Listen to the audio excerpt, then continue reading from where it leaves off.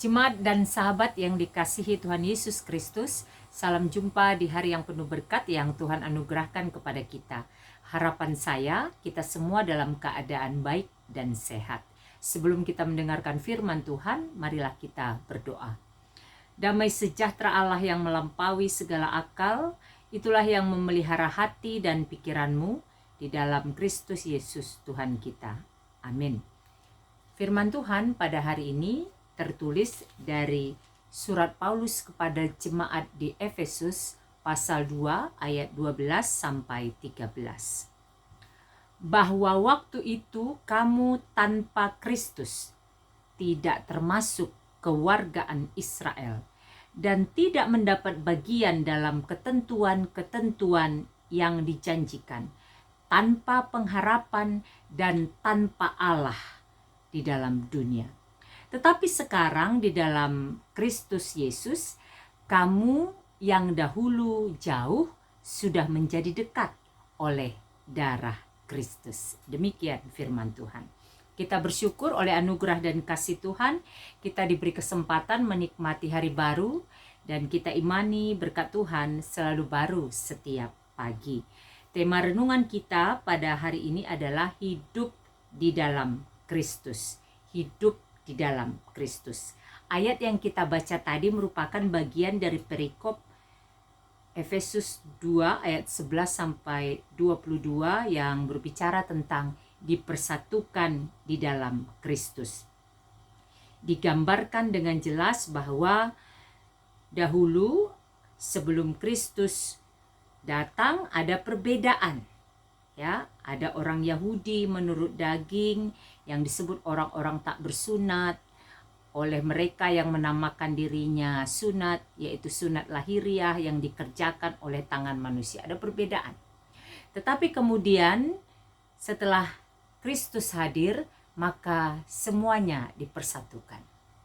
Apa yang mau kita pelajari dan renungkan dari ayat ini? Yang pertama, kita diselamatkan oleh karena kasih karunia Allah. Kita diselamatkan oleh karena kasih karunia Allah. Apa yang dimaksud dengan poin pertama ini? Kalau tadi dikatakan bahwa sebelum kamu mengenal Kristus, maka kamu tidak termasuk dalam kewarganegaraan Israel. Ada jarak. Keselamatan itu tidak menjadi milik dari seseorang tersebut. Tetapi ketika kemudian telah menerima Kristus karena kasih Allah kepada dunia ini, maka ia mengaruniakan anak yang tunggal agar setiap orang yang percaya kepadanya tidak binasa melainkan beroleh hidup yang kekal. Yohanes 3 ayat 16. Karena Kristus kemudian kita diselamatkan. Setiap orang yang percaya itu diselamatkan. Semua itu karena kasih karunia. Jangan ada berpikir keselamatan itu diperoleh karena apa yang ia miliki atau apa yang ia punyai, apa yang ia banggakan, tidak. Semua itu karena kasih karunia. Kalau kita baca itu di ayat, mundur kita sebentar, Efesus 2, di ayatnya yang ke-8 dikatakan begini. Sebab karena kasih karunia kamu diselamatkan oleh iman, itu bukan hasil usahamu, tetapi pemberian Allah. Itu bukan hasil pekerjaanmu. Jangan ada orang yang memegahkan diri.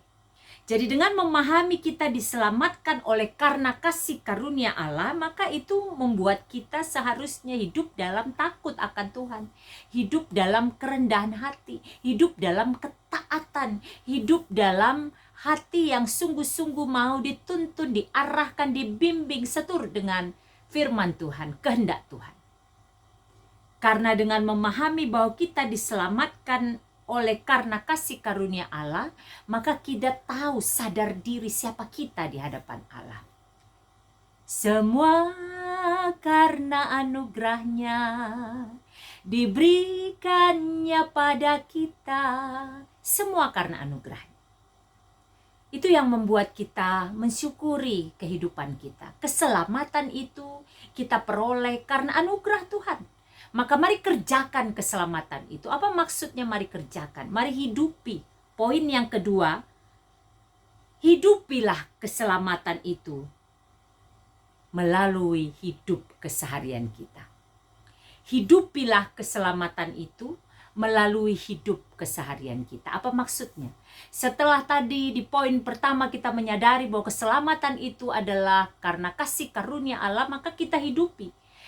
Keselamatan yang kita peroleh itu kita hidupi menjadi sesuatu yang tidak terlepaskan dari kehidupan kita. Rasa syukur kita, hidup takut akan Tuhan, kesetiaan, berjalan dalam kebenarannya, selalu rindu untuk mendengarkan firman-Nya, memiliki hubungan yang karib, erat, dekat, melekat dengan Dia, menjadi bagian yang tidak terpisahkan dalam kehidupan kita. Itu menjadi hidup kita. Tanpa semua itu kita merasa kita tidak hidup. Lalu kemudian kita saksikan itu dalam hidup keseharian kita, melalui perkataan kita, melalui pemikiran, idea-idea kita, melalui perbuatan kita. Nyatalah bahwa kita menghidupi keselamatan. Keselamatan yang adalah anugerah itu kita hidupi dalam kehidupan kita secara pribadi menjadi bagian yang tidak terpisahkan. Dan dengan rasa syukur atas keselamatan itu kita saksikan melalui kesaksian hidup keseharian kita. Hidup yang menjadi berkat bagi sesama. Sehingga dengan memahami kedua poin ini, hidup kita adalah hidup di dalam Kristus. Hidup yang mau terus berproses hari lepas hari. Hidup yang mau terus taat, takluk, setia kepada Tuhan. Setia dalam iman kepadanya sampai pada akhirnya. Sampai mahkota kehidupan itu dianugerahkan kepada kita. Sampai kehidupan yang kekal menjadi milik kita. Karena hanya kepada orang yang setia hidup di dalam Kristus sampai pada akhirnya lah, maka mahkota kehidupan akan dikaruniakan. Selamat menghidupi hidup di dalam Kristus. Selamat mengimani keselamatan itu adalah anugerah. Dan selamat menghidupi keselamatan itu dengan menyaksikannya dalam hidup keseharian kita. Saya akan mempersembahkan sebuah lagu. Kiranya lagu ini menjadi berkat bagi kita semua.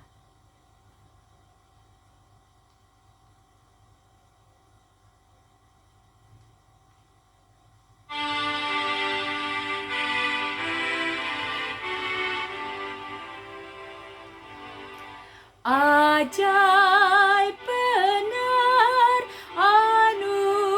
anugerah pembaru hidupku. Ku hilang buta bercela, olehnya ku sembuh. Ketika insafku cemas, sekarang ku lega.